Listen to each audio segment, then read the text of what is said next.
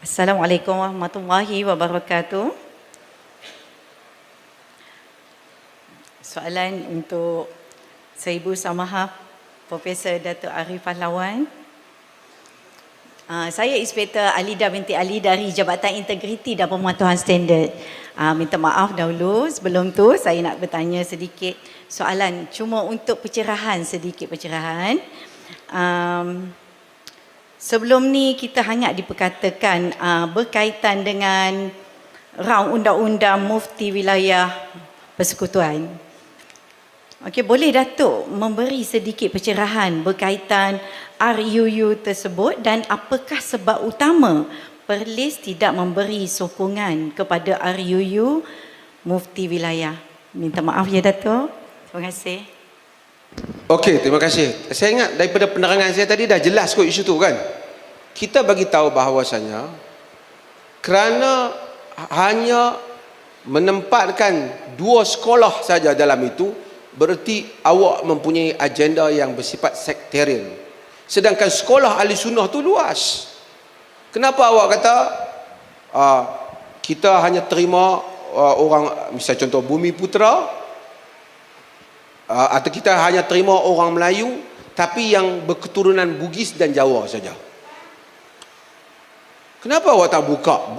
Kalau orang Melayu masuk semua adalah orang Melayu. Kalaulah awak tafsirkan Bugis dan Jawa tu, itu maksud kita. Kita mungkin tidak bersetuju dengan sebahagian pandangan Asy'ariyah Maturidiyah, tapi kita tidak keluarkan mereka daripada daerah besar Ahli Sunnah.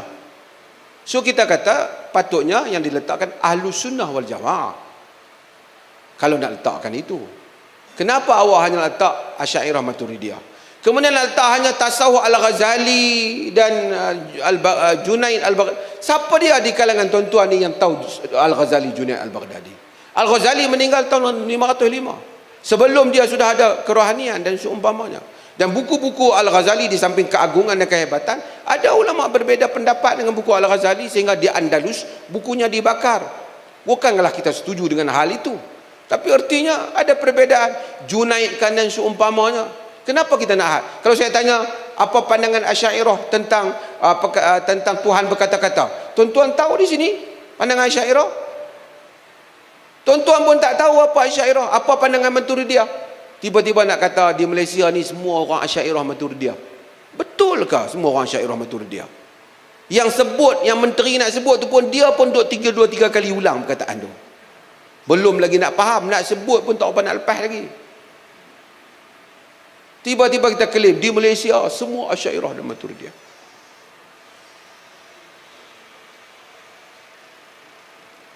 Itu sebuah negeri.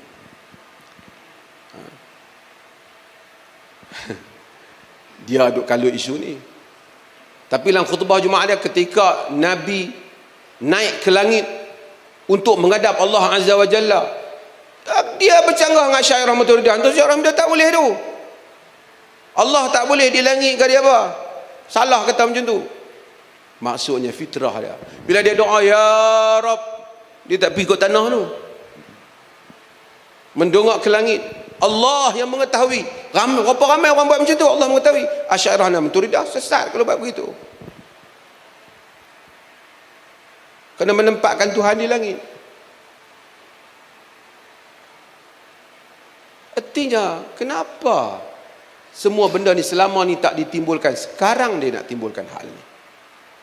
Apa agendanya? Itu yang kita tak bersetuju. Kenapa? Sebab itu titah Raja Perlis itu begitu jelas. Habis itu, kalau itulah Asy'ariyah dan Maturidiyah, hanya Ahli Sunnah, habis itu orang Malaysia yang pergi semayang di Masjidil Haram, semayang tak sah kah? Ataupun tak terima kah? Kerana mereka bukan Asy'ariyah Maturidiyah. Yang semayang di Masjid Nabi macam mana? Semayang di Masjidil Haram macam mana? Yang semayang di negara-negara Arab macam mana? Bukan semua negara Arab Asy'ariyah Maturidiyah.